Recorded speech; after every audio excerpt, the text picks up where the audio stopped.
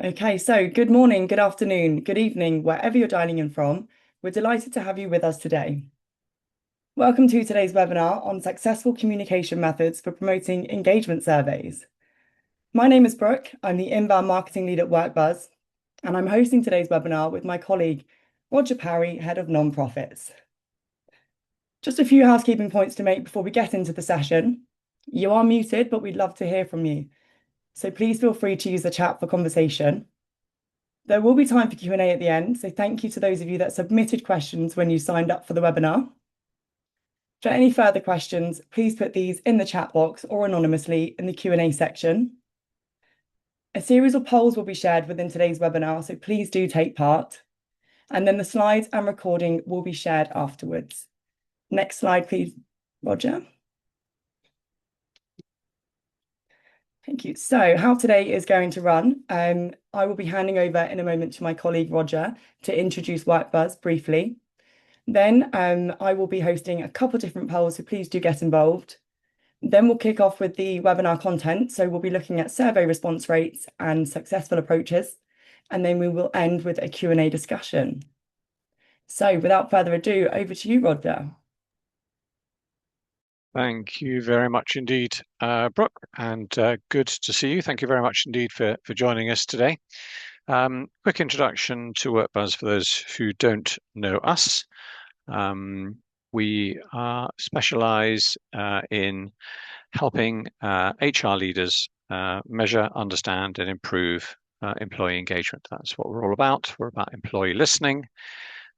We have loads of experience on the consultancy side in terms of helping leaders take action. And we also have a great survey platform, which makes getting the employee feedback really easy and also helping the process of supporting change and making people feel heard and helping ultimately improve working lives. So that's what we're about.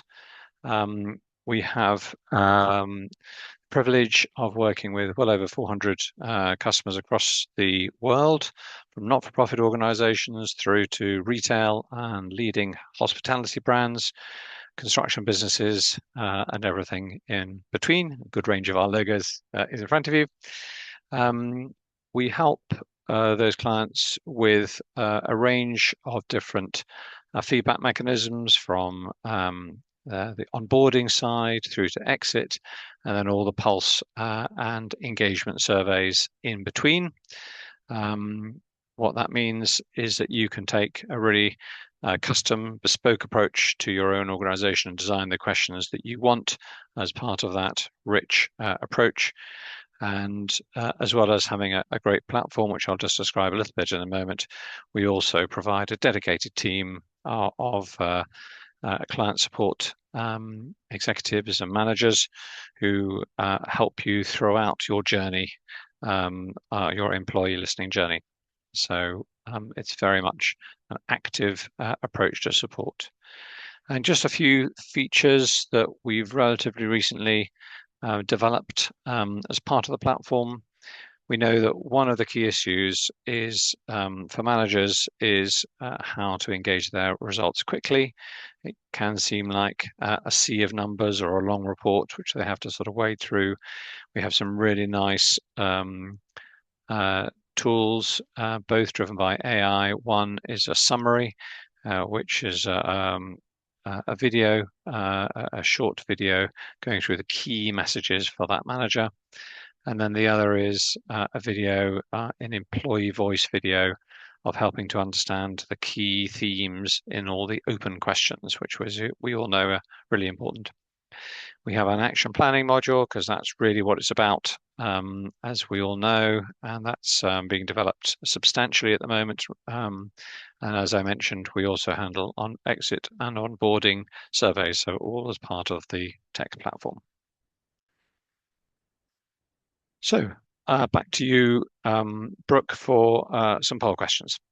Thank you very much. So in a moment, I will launch the first poll question.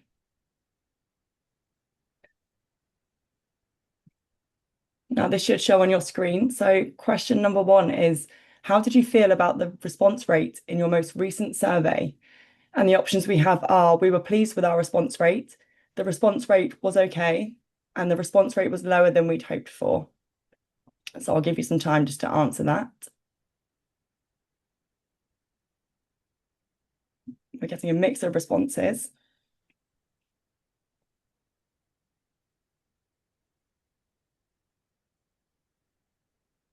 Okay, so it looks like most of you have answered. I will share the results. So we have the most popular answer was the response rate was okay. And then in second, we have the response rate was lower than we'd hoped for. And then we were pleased with our response rate was the lowest. So Super. Well, thank you very much indeed for those results, everyone. About a third of you feeling that your response rate was a bit disappointing. Perhaps that's particularly why you have come to our webinar today.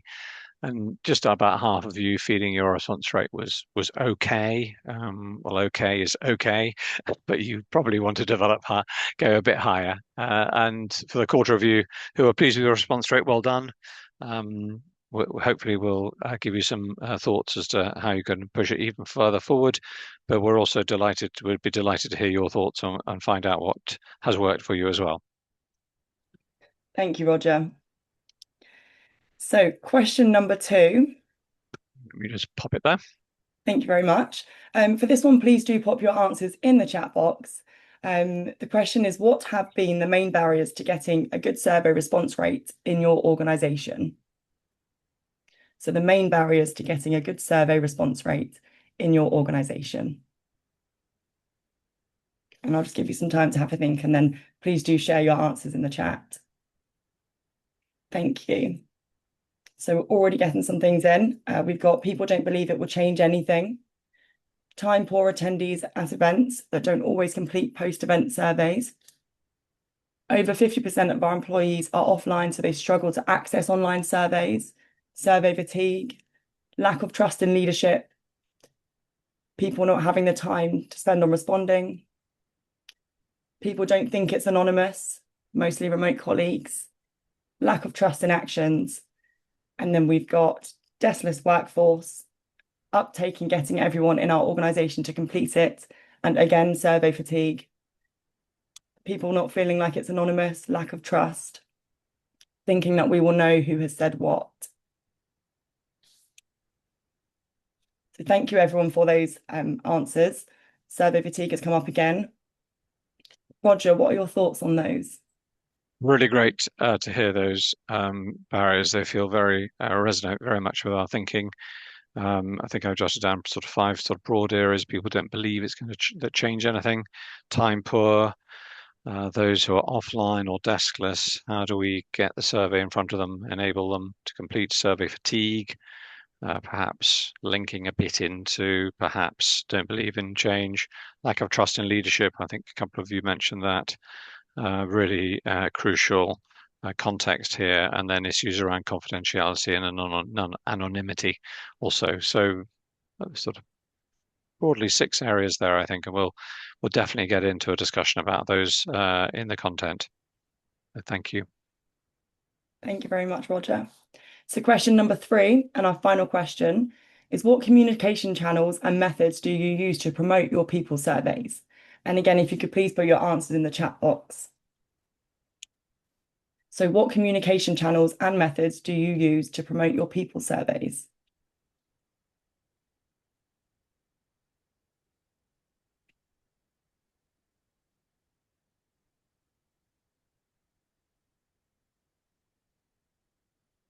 Okay, so we've got some answers coming in. Intranet, Teams, internal newsletters, intranet posts, posters, emails to event attendees, QR codes, e-bulletins, lots of good ideas here.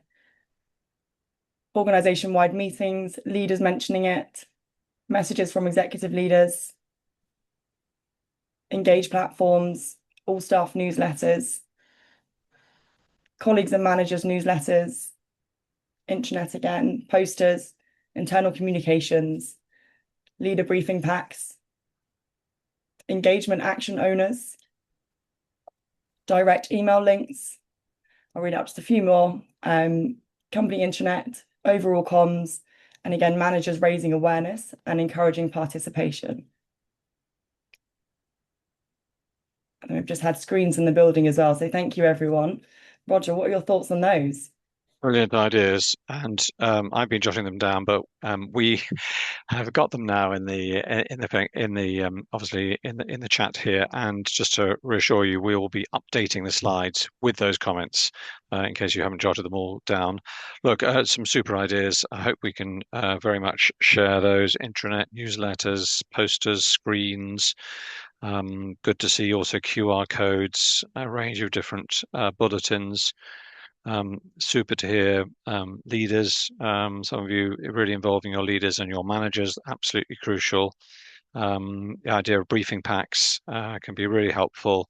So you can get messages out to make it easy for leaders to get their messages out rather than having to sort of work it all out from scratch. So really encouraging set of approaches and strategies there. So thank you very much indeed.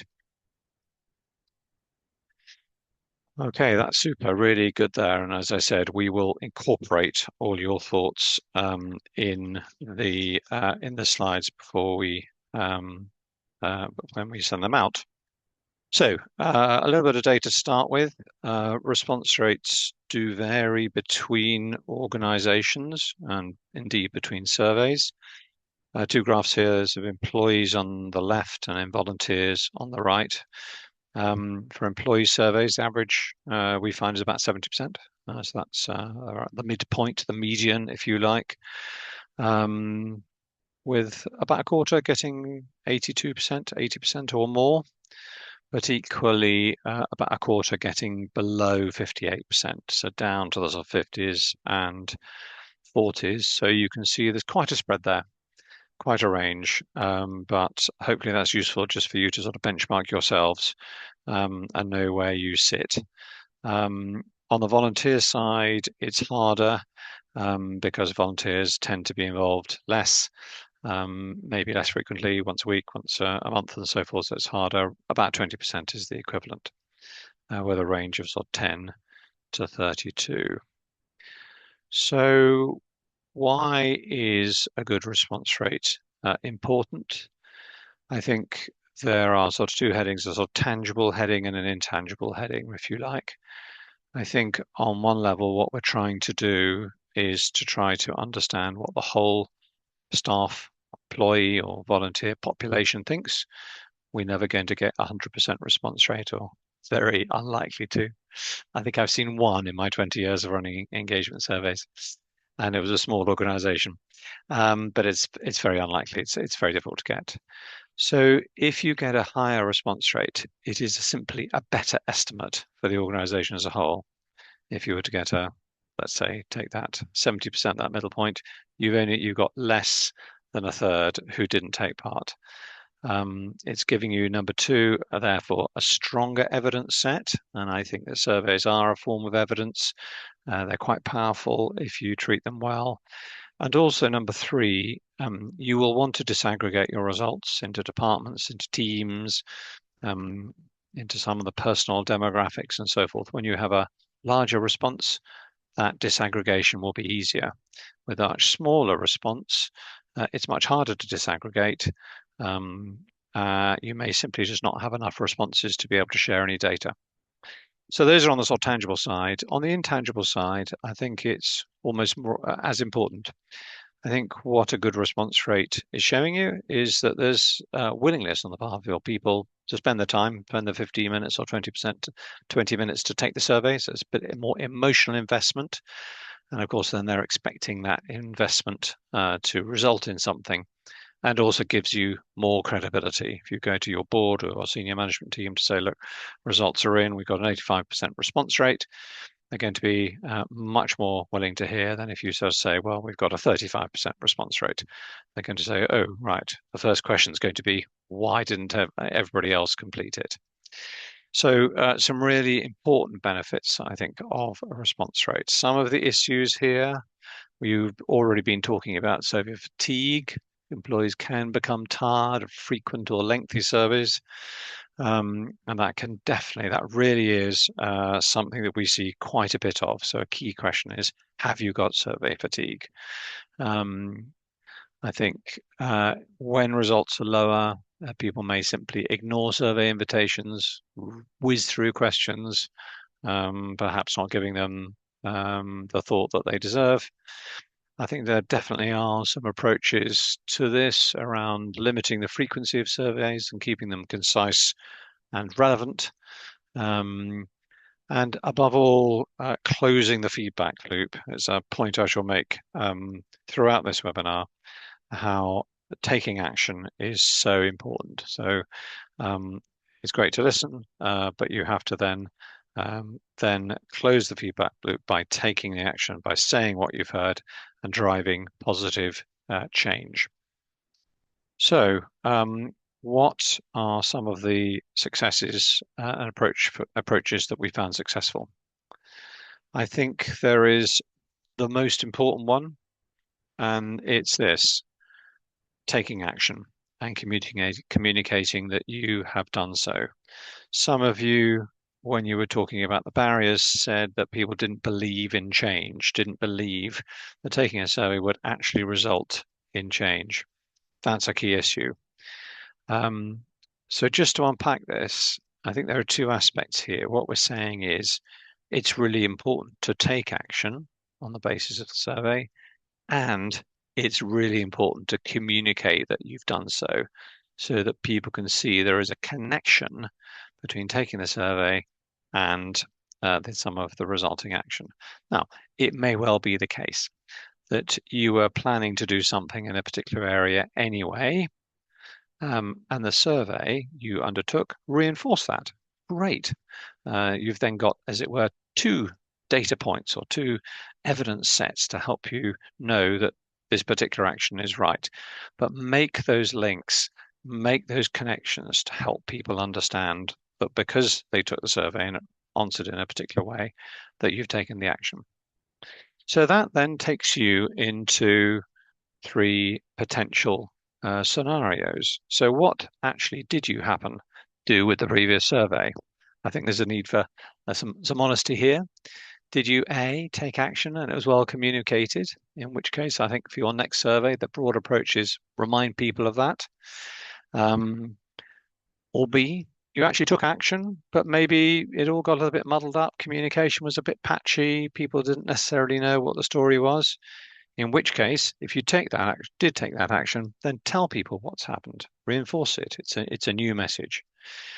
And then perhaps the hardest scenario is actually, if you're honest, little or no action was taken as a result of the last survey. I think if that is your situation, then when you're thinking about your next survey, you're going to have to acknowledge that. Crucially, you're going to have to get leaders and senior people to acknowledge that and say why it's going to be different this time. You know, what concrete priorities, and be specific about what is going to happen, that people are going to be able to see the results, what the action planning process is like. So there's a degree of, yeah, we didn't get it right last time. This time it's going to be different, and this is how we're going to do it. To simply brush over and pretend the little or no action was taken, that hadn't taken place, that's likely to lead to the survey fatigue. So what I want to share now is an example of a client of ours who, if I can just get this working, who is giving an intro video to encourage staff to take part in the forthcoming series survey. A very good day to everybody. It's Michael Emery here, the Head of Human Resources at IOM. And I'm here today to introduce a very exciting opportunity for all of you. And that is that you can have your voice in shaping the future of IOM. We are about to launch the third Global Staff Survey. So this survey was first done in 2019 and again in 2021. And this survey is an opportunity for you to have your voice on how you want to shape the future of IOM. it asks questions about interesting topics such as engagement, leadership, teamwork, staff welfare, etc. And most importantly, what we do with this information is we build that into building a better organisation. And let me give you a concrete example of that. The 2021 survey told us very, very clearly that we needed to be better at looking after our staff at IOM. And as a result of that, and with the assistance of the Director General, we made significant investments into staff welfare. In fact, we increased our number of staff welfare officers by 27 globally. And with that investment, we've been able to do things like have individual counselling sessions, group sessions. We can pick certain topics like how to address stress management in the office, etc., as well as looking after critical incidents that happen at time to time during the course of our work. Now, the Global Staff Survey should take about 20 minutes to fill out. It is completely anonymous.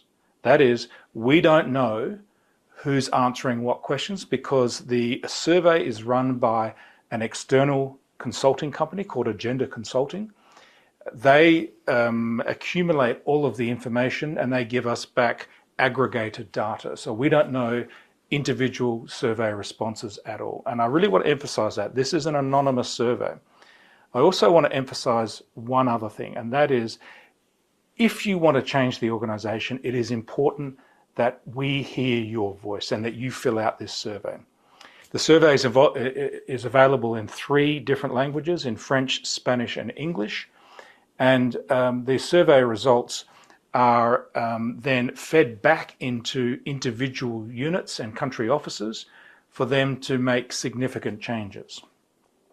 I want to give you an example of one of those changes. The Philippines country office at the conclusion of the 2021 survey said they needed to have more investments in staff welfare, and as a result they hired a staff welfare officer, and this officer has done an amazing job in looking after our teams in Manila, both the country office and the Manila Administrative Centre. So I just want to emphasise that because it's important to understand that by filling out this survey, you are creating the data or giving us the data that we need to make tangible change in IOM. Okay, the survey starts in September, it will close in October, and I want to very much encourage all of you to take the time to fill out the survey. Thank you, everybody, and it's important that you are the voice that you want to be. Thank you.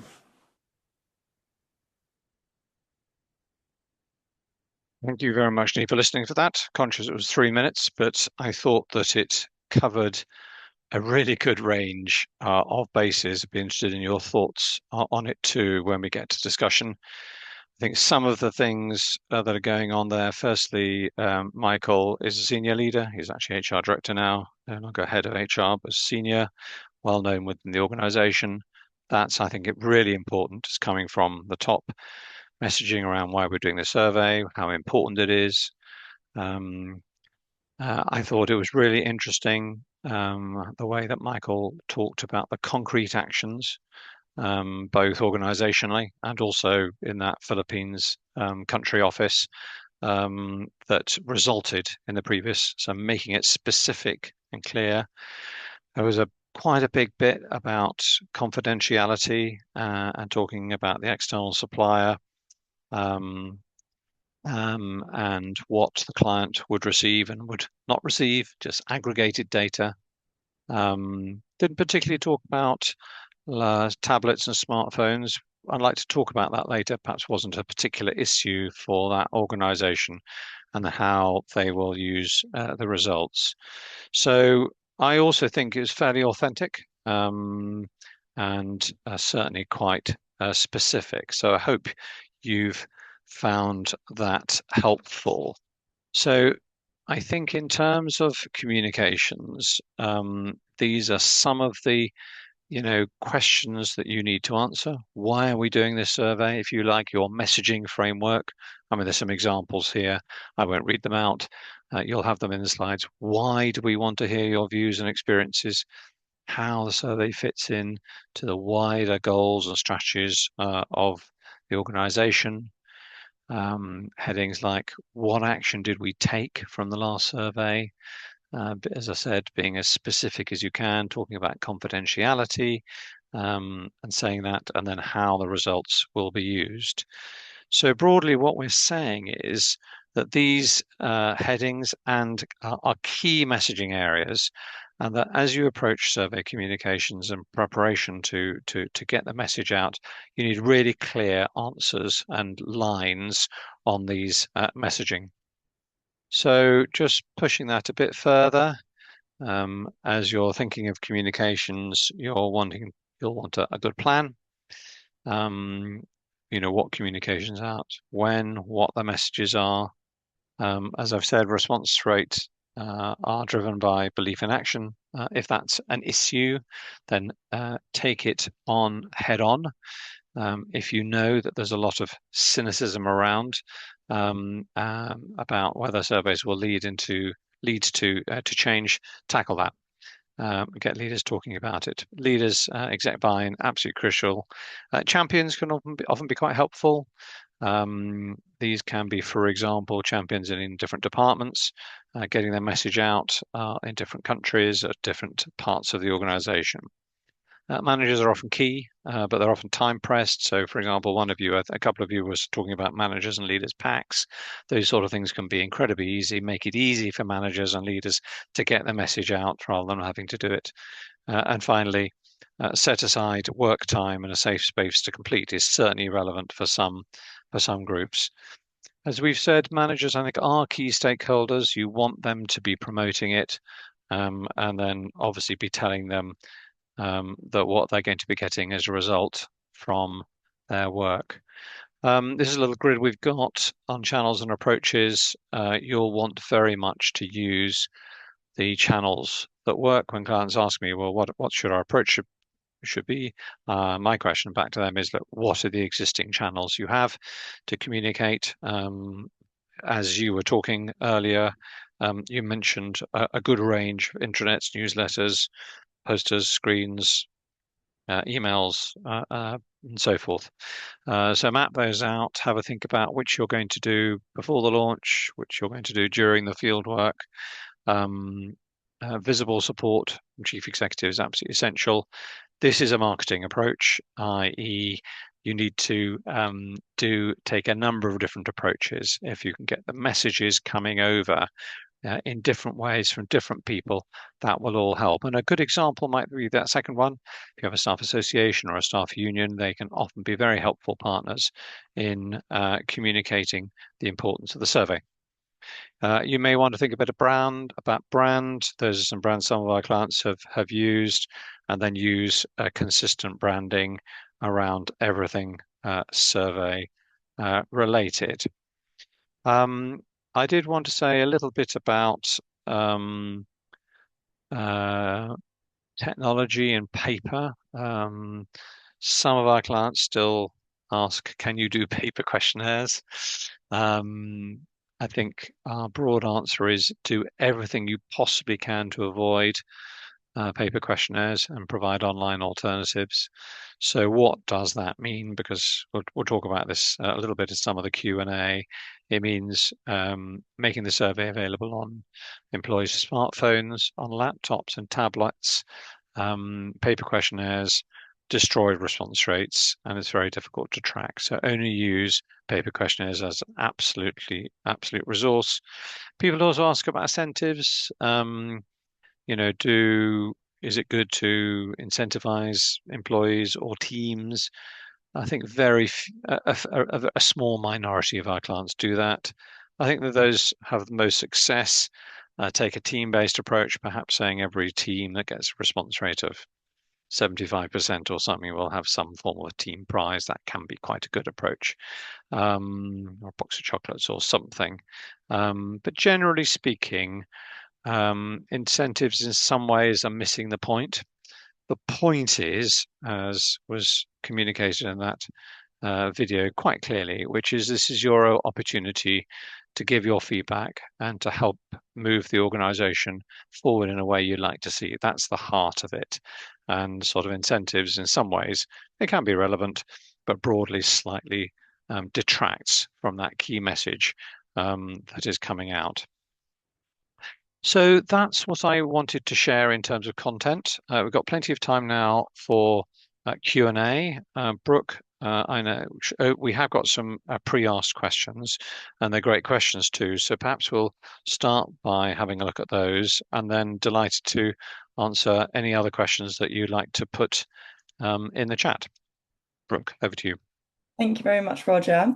So yes, thank you to those of you that submitted your questions in advance of today's webinar. The first three questions, we're actually going to take them together as they were quite similar. So the first one was, what do we need to be considering with the development of different messaging for different audiences? And then we have, do different things work for different demographic groups? And any tricks and tips for engaging survey communications across a network of employees where the people on the ground don't have access to things like emails. So, for example, manufacturing companies, haulage firms, essentially the traditional blue-collar workers, as they're the ones with the most insight, yet often have the lowest response rates and engagement. Great. Thank you very much for those questions, and thank you, Brooke, for reading those out. So let's just start with the first part of that, sort of are different messages needed for different audiences? I think potentially there may be different issues for different groups of employees that you'll know well about. You'll want to reassure people that the content of the survey is relevant to them, that if people are worried about a particular topic, that you're going to be asking about it, not simply ignoring it. And also, as the third part of the question, you'll want to get messaging around sort of technology and the means. For those with email who use emails all the time and have their laptops on as part of their work, surveys are easy. You send them an email, they click it. If they don't click it, then you send them a reminder every 3-4 days or so until they take the survey, and that's all straightforward. But particularly for those who don't have access to emails, then you need to think this through quite carefully. So certainly at WorkBars, we have a well-developed approach for reaching those frontline team members. Much of that developed actually in the hospitality sector. Perhaps for those front of house in restaurants or in the kitchens and so on and so forth. So I think some of the techniques are make sure you enable this. People can use it on their smartphones. Make it easy for them to log in rather than giving them complex passwords that they won't be able to remember. Our approach is to use kiosk codes, which could be an employee number or a date of birth or something simple that is going to be easy for the person to remember. Sometimes, and I think it was one of the suggestions that we had earlier on from you, do give time for people to do it. For example, in care settings, when you have care workers who are looking after residents in care homes, you may well wish to do some rotoring so that each member of the team perhaps gets 15 minutes to take the survey at a agreed point in the time. Other approaches are when people are back at the depot or in particular places where they've got the technology, they're not actually on the road or serving customers. Make sure you try and build in that time into their days. Can be really helpful. And I think an approach that we've often used when you're thinking about these particulars, is build a bit of a working group with people in those roles to test ideas, to find out what could work and co-create what solutions you come up with. Overall, you want to be getting good responses from all your different employee groups. You don't want to simply just be having strong responses from HQ and for those on the ground, much lower responses. It's really important that you hear from them and do think about their situation, the issues they're facing, both in content, but also crucially in terms of practicalities, how they can take the survey online, ideally using their smartphones, which is what most people are doing these days, hope that's helpful and delighted to discuss further if you would like to come back on that. Thank you very much, Roger. So the next question we have is, we think we've tried everything there is to try and get our participation up from 53%. Manager reminders, communicating what's in it for employees, making the survey shorter, only surveying once a year to reduce survey fatigue, but nothing is working.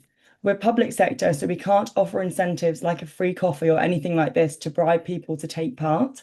What can we do now to radically increase participation? Well, look, thank you for your question, and thank you for being honest about the sort of tough situation you find yourself in. You've clearly been taking this very thoughtfully and seriously, and trying a number of different approaches. And looks like what you're saying is that nothing has really worked yet. Two thoughts. I think one is, have you asked people why they don't take the survey?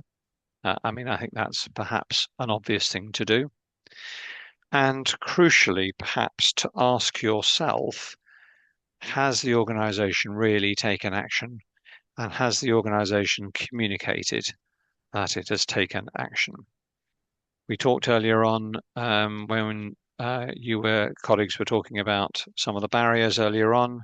We were talking about leaders and trust, these wider sort of cultural aspects, which definitely affect simply the process of running a survey. If you've got low trust, if leaders are not trusted to take action, then that's going to have an impact. So I think step back, ask yourself if action really has been taken and has it been communicated, and then also ask your people. Why aren't people taking the survey? What are the barriers to them? Perhaps it's anonymity, perhaps it's another factor. But that is broadly what I'd encourage you to do. Thank you. And so the next question is, any ideas on how to get a better response rate? Well, I mean, that's a great question, and it's one we've had a go at answering. And I think the solutions, take action, communicating your take action, turn this into a virtuous circle of listening, engagement with that listening and insight, and then taking action, and avoid the vicious circle or vicious cycle of doing surveys and not doing anything about them, and then wondering why the response rates dropped. So all that's really important, as well as the comms program. So I do hope that's been helpful. If as a result of listening to what I've been saying and some of the points on the question, there are other points you want to ask, then please do come back and we can be delighted to sort of push that a bit further. Thank you. So the next question is how to overcome the challenge of colleagues not engaging as they fear it's not confidential or not answering truthfully because of that fear, despite reassurance. Okay, it's a nice question. And I think a relevant point here is whether you are engaging an external company in your survey or you're doing it in-house. You may say, well, I would say that anyway. If you're doing it in-house using SurveyMonkey or something, then there's probably someone who actually has got the login to the platform and can see all the results. If you use an external company, which is what most people do these days, to speed up the results, to make sure it really helps on the confidentiality, what you will do is discuss with the company and agree a number, maybe 5, maybe 7 responses as a minimum number, minimum threshold for reporting any data. So decide what that's going to be, agree it with the company, and then communicate that really carefully. Certainly as an external company, we've been working with many clients over the years. Often it's really good to be quite specific about that. We run webinars before the survey launches to say this is who we are, this is how we're handling it, invite people in. You'll never communicate everyone. You'll never convince everyone, I should say. There'll always be some people who are skeptical, but as you can see from the response rate data, when you communicate it effectively, when people feel it's safe, and an external company really does help with that, then you really can get response rates up into that 70 to 80% zone, which many of our clients are doing. I hope that's helpful. Be as specific as you can, and you'll find that that will work, I think. Thank you. The next question we have is how to create action plans off the back of a survey. Okay, well, it's a super question. We do have a webinar on action planning, and we ran it earlier on in the year. And if you ask Brooke nicely, we will send you the webinar and the recording. So look, this is a question. It's a really important question. We'll send you the stuff, but broadly, you need to do it at two levels, or certainly at an organizational level. Have a think about what the key themes are, decide your priorities, and then drive change. And then you'll also want to do this at a team or departmental level as well.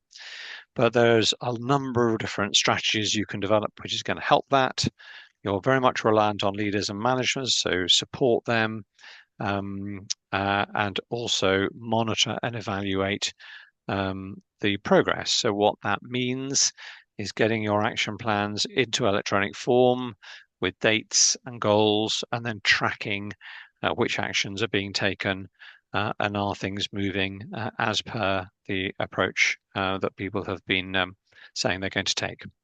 So really important. And here at WorkBuzz, we have a really nice tool, action planning tool, which not only is a tool to help you record your actions, but also helps managers think through what actions might be relevant, what some of their priorities would be, to contribute to sort of co-creation of the action plan.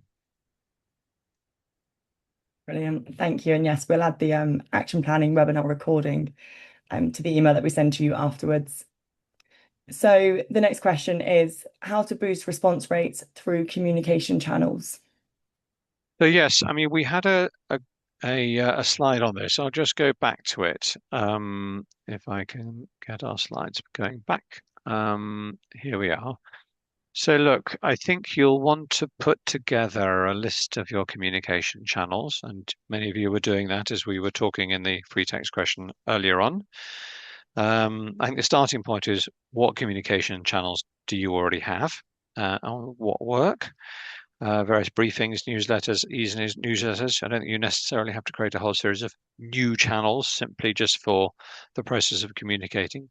So think through how often those channels go out, think through your timing. If you have a weekly update, that might be quite helpful. Get some messaging out in a few weeks ahead, and then as you comes nearer the launch date, get the messages out. You might have some which are perhaps slightly less frequent, perhaps a month or two, a little bit more in depth, where you could perhaps explain it for those who are interested in more detail. So use your channels that work for you best.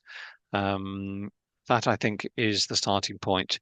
And then superimpose on that the messages you need to get out, and then the time frame you've got for before the launch and then during the launch, and then do essentially a sort of mapping exercise to say, right, what messages are we going to be getting out in which channels over that period of time?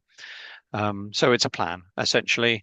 That's the best approach. And then clearly review that and think through what's worked less well. Did your perhaps a formal channel work?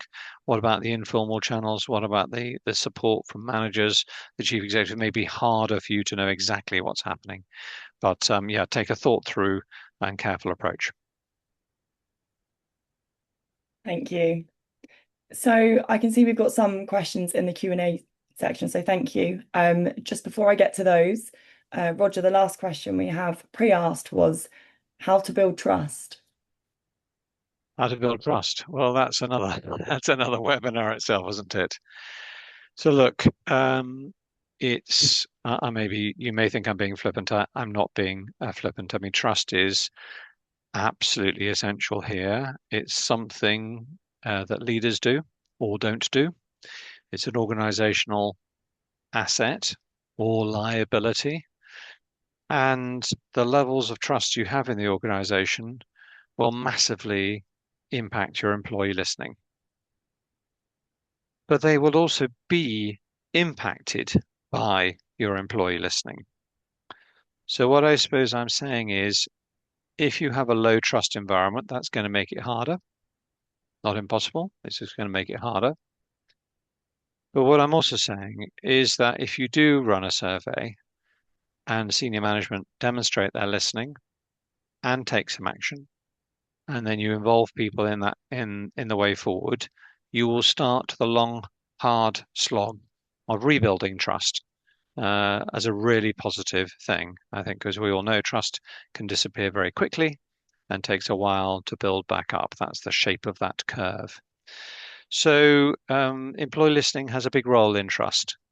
But I think you've got to be honest, and your leaders have to be honest about trust. If the leaders think everybody trusts us and nobody does, then you've got to find ways of helping leaders understand what's actually going on. Because if they don't understand what's actually going on, then their messaging is not going to land at all well. And people will simply just be saying they're just coming up with the usual stuff and they don't understand. So you've got to connect leaders with levels of trust. And indeed, you can ask questions about trust in a survey. It might be something you wished to do. So really important, both context for all this work, but also positively, it's something that you can help rebuild trust if senior management are authentic in really wanting to engage and listen to staff's views and take action from that. Thank you. And so now I'm going to move into the Q&A box to look at some of the questions that have been asked there. And the first one, Roger, is regarding our average response rate slide, do we have the numbers for how many employers that's based on, please? Okay, nice question. That I think is across a wide range of different organizations. From small at the sort of 100 to 200 staff level, right up to the 5,000 to 10,000. There may be a bit of variation by size, but I don't think there's a lot of variation by size. The variation is more by culture and by the quality of the leaders in that organization. So what I'm saying is it's quite possible for the really large organizations to get up into the 70s and 80% response rates. And it's quite possible for small organizations to be down at the 40, 50% levels. So I would say those response rates are reasonably robust. If we did an analysis by size, there might be a bit of variation, but not very much variation. So use those as a reasonable benchmark for having a think about how you're doing and what you want to do going forward. Thank you. And I've just seen a comment from Sarah. Sorry, I meant the volume of organizations that made up the average of 70%. Do we have anything on that? Yes, it's certainly well over 100 organizations. It's based on, well, 100, yeah, 100, over 100 organizations and probably more like 200 surveys over probably a 4 to 5 year period. I haven't got the precise numbers, sorry for that, but it's broadly like that. Thank you. So then the next question we have is, what if it's financially something a large number of staff express dissatisfaction with? Okay, great question. And pay is often a classic in this regard. You have a question about pay. You have a question which is, I feel I'm rewarded fairly for the contribution I make, and your results are really low. They're lower than they were before. They are lower than benchmark. And as you look at the results, it's sort of blinking red for you as you look at the data. I think it's a great question because the truth is that for many management teams, they're simply not going to be able to do anything about it. It's severely budget constrained, putting up salaries just isn't going to happen. So the question really then becomes, which is how as a leadership team do you talk about that? I think you simply have to be honest. You have to acknowledge that people are dissatisfied. You have to demonstrate you understand why. You need to understand the impact on people's lives, the cost of living, the salaries that you can afford to pay them. You may not be able to put salaries up, but perhaps you could think a bit about whether there are some discount schemes or benefit schemes that could be helpful to make life a bit easier in these difficult times. I think so. Be creative, but I think above all, be honest. Um, Staff know that money doesn't grow on trees and that there aren't any magic wands to be waved about. Um, Perhaps if you think as a leadership team it's something that you may be able to do in the coming years but can't do in this year, then say that. But try to have an open and honest discussion of that. Don't, I think, simply brush it under the carpet just because it's a bit difficult. Acknowledge it and do what you can if there are things you can do. And above all, there may be some great ideas out there for ways of helping which don't actually cost the organization very much at all. But there will be always things that come up in a survey which is difficult for the organization to implement. And I think in those circumstances, then be authentic and be open to say why is crucial. Thank you very much, Roger. So the next question is, what if it's something that cannot be remedied due to financial situation? Well, I think I may have answered that question as well. I think the point is is simply that if it can't be remedied now, then I think you just have to be open and honest about that. Say why, say what might be possible. If there are some small steps that you could take, even if you can't afford to take the big steps, perhaps talk about that. Get creative. But as I said, be open and honest about that. Don't pretend that those points are not coming through. Thank you. The next question is how to engage senior leaders to take action. Well, that's a key question, isn't it? How to engage senior leaders to take action. I think the crucial step here is an early step. Before you get too far down the track of talking about and planning the survey, you need to get senior leaders engaged at that point. Otherwise, you're risking trying to persuade them when it's a risk that they might not be engaged. So get your leaders supportive up front before you go too far. In fact, I'd say to you, you all, if you think that senior leaders might not engage with the survey or may not wish to take any action, then better not to do a survey. Better to do a survey and do it well. A survey which results in no action is a negative dynamic in an organization. It's not just keeping things stable, it's pushing things backwards, it's reducing trust, and it's making it harder for you to do the next survey. So engaging your senior leaders is an upfront activity. It's not something to be done as part of your work program halfway through, if I can describe it like that. So get leaders involved, tell them what you're doing, check that they're okay, ask them if they are happy with the content, ask if they're happy with the timing, get them feeling a degree of ownership of the survey, get them excited to see the results, and that's the way you'll get the engagement when the results come out. Thank you.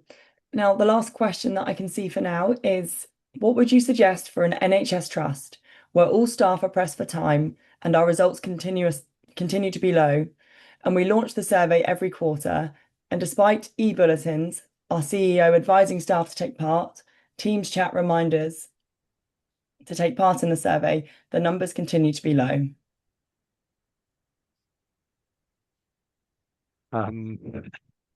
Matt, wave the magic wand. Well, look, thank you for that. It sounds very similar to another question, or perhaps the same point earlier on. Um, I think what I would suggest is stop and take stock and try to think about what might work better. I think use the principles of, are we taking action? Are we getting the results out to our departments? Is every quarter too often? The danger with every quarter is that just about the time when you're really getting the results out and get the action planning happening, it's time for the next survey. There hasn't perhaps been time to take the next to really drive forward on the action. So have a think about frequency. Could every 6 months work better? Or every year? Would it be better actually to do a survey once a year and really drive forward on that action thoughtfully and carefully and communicate that than every quarter when the surveys are coming around perhaps too quickly? So I think that's one question to think about. I guess there are other questions you might want to think about. What's the scope of the surveys? Are they the same questions each quarter? Do they work through different topics? There's probably quite a lot to get into, but it does look like something isn't working. And I would pause, do a stock take, try to understand why it's not working and what might be a better approach. But I would encourage you to just seriously think about reducing the frequency. What I think you want to be doing is, obviously there are always quick wins, but many things that come out of surveys are not quick wins. They are going to take a few months to action, and therefore you don't want to survey too soon. Otherwise, those actions won't have really moved the needle, and people won't really have seen change. So perhaps consider less frequent surveying. Thank you. And that is all of the questions that we have. Good. Well, thank you ever so much for all those questions. If there's any more you've got to, how are we doing time-wise in the last 2 minutes? I hope that's been helpful. Really enjoyed your questions, and thank you for the ones you've asked today as well. We'll get all those written up.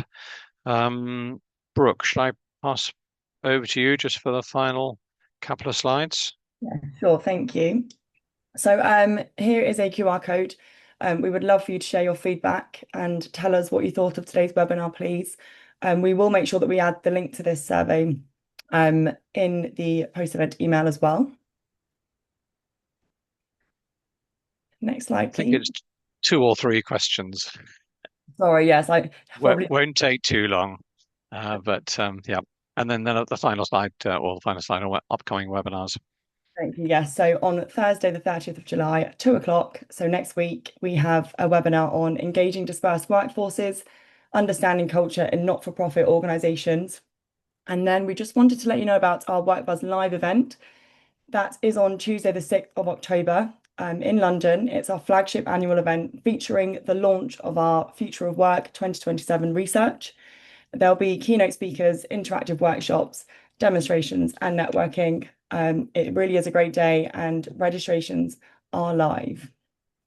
And Brooke, I don't know whether this could work for you, but when we send the slides out to everybody in the recording, perhaps you could just in the email include a link to WorkBuzz Live for those perhaps who haven't yet seen it, or just to make it easy for them to, it can definitely completely echo what Brooke said. It's a really great day. You get to meet lots of colleagues in other organisations and hear a bit about WorkBuzz and what our plans are and where we are on our roadmap, which is continually developing. Yes, thank you very much. I will make sure that that information's in there. Super. And I think that's it from us. Thank you very much, Neve, for joining us today. Stimulating set of questions. Whether I answer them is up to you at all, helpfully. But do stay in touch if you want to email Brooke or me with any further questions, or perhaps put a quick Teams call in the diary just to explore some of the ideas. We'd be completely up for that. These are our contact points, and we very much look forward to seeing you at another webinar or WorkBuzz event soon. Thank you very much.